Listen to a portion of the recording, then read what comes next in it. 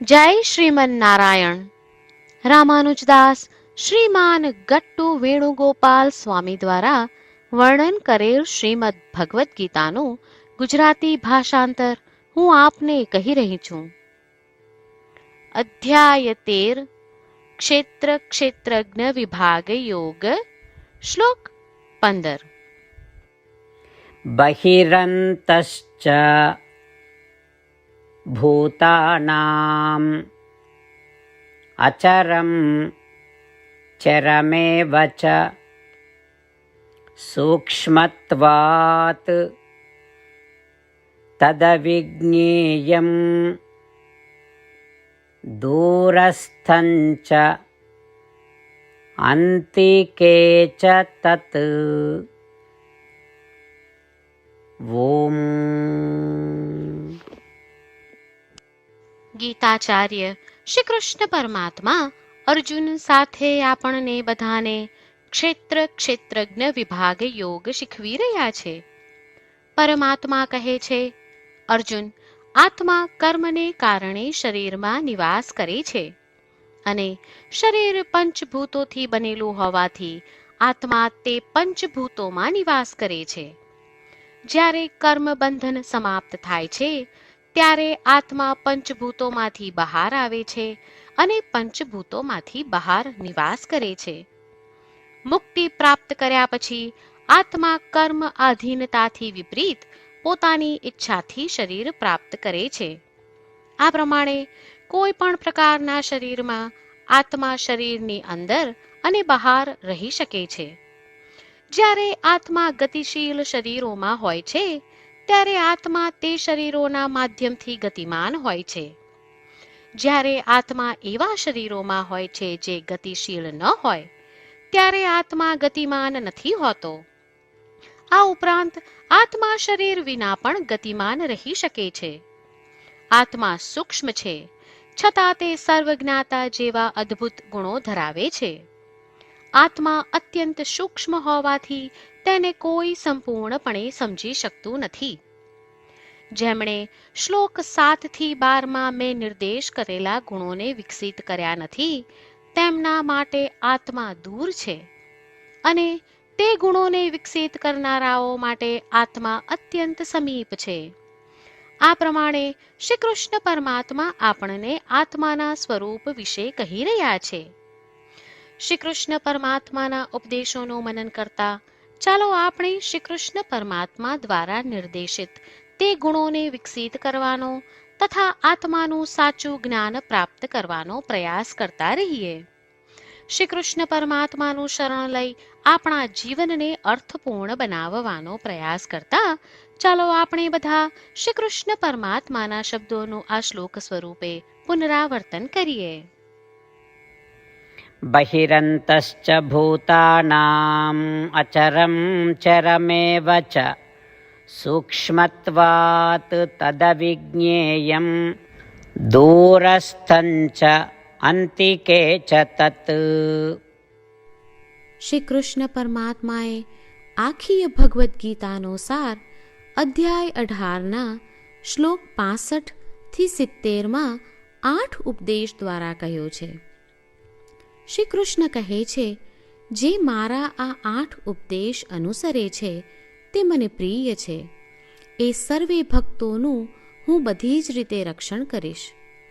શ્રી કૃષ્ણ પરમાત્મા પાસેથી આખી ભગવદ્ ગીતા સાંભળ્યા પછી અર્જુન કહે છે, કરીશ્યે વચનમ તવ.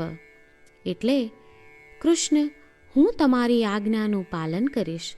તમે કહો છો એમ કરીશ. અને આથી જ શ્રી કૃષ્ણએ દરેક પ્રકારના યશ અને વિજય અર્જુનને આપ્યા છે. તો ચાલો આપણે પણ પરમાત્માને 8 વાતો પાળવાનું વચન આપીએ. પરમાત્માને આપેલા વચનથી મોટી કોઈ પૂજા, તપ કે યજ્ઞ નથી. 8 પ્રતિજ્ઞાઓ જે આપણે લેવી જોઈએ તે હું હવે કહું છું. આપ સૌ પણ એનો મન અને હૃદયથી વિચાર કરો. આ રીતે શ્રી કૃષ્ણને વચન આપતી વખતે આપણે સૌ શ્રી કૃષ્ણની હસતી મુખમુદ્રાનો મનમાં વિચાર કરીએ અને પરમ આનંદનો અનુભવ કરીએ. જય શ્રીમન્નારાયણ. આપણા 8 વચનો આ પ્રમાણે છે. આપણું પહેલું વચન: હે શ્રીમન્નારાયણ, તમારા ઉપદેશ પ્રમાણે હું હંમેશા તમારું ધ્યાન અને ચિંતન કરીશ.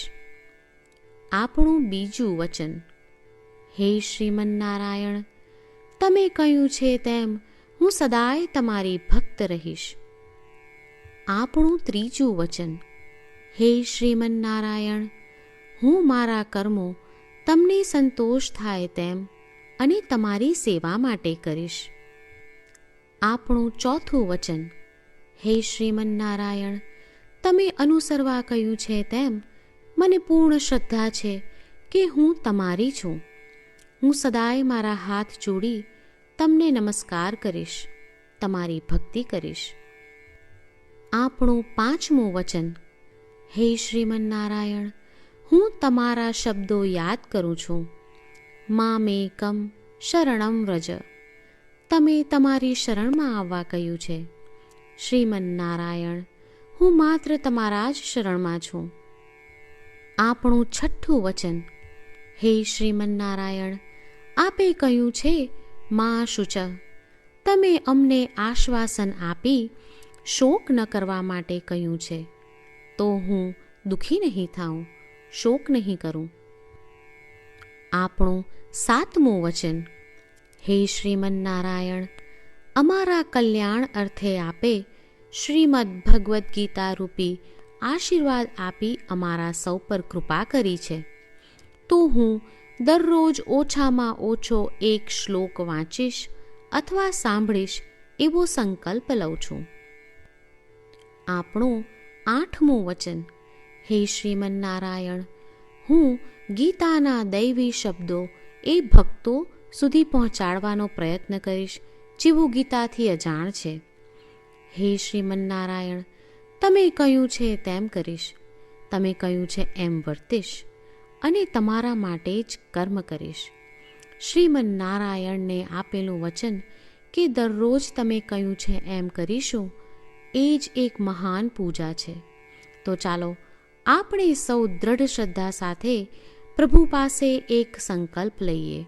શ્રીમન્નારાયણ, કરીશ્યે વચનમ તવ. શ્રીમન્નારાયણ, હું તમારી આજ્ઞાનું પાલન કરીશ. સર્વમ શ્રી કૃષ્ણાર્પણમસ્તુ. જય શ્રીમન્નારાયણ. બહિરંતશ્ચ ભૂતાનામ અચરમ ચરમેવ ચ સૂક્ષ્મત્વાત તદવિજ્ઞેયં દૂરસ્થં ચ અંતિકે ચ તત. ઓમ. બહિરંતશ્ચ ભૂતાનામ અચરમ ચરમેવ ચ સૂક્ષ્મત્વાત તદવિજ્ઞેયં દૂરસ્થં ચ અંતિકે ચ તત.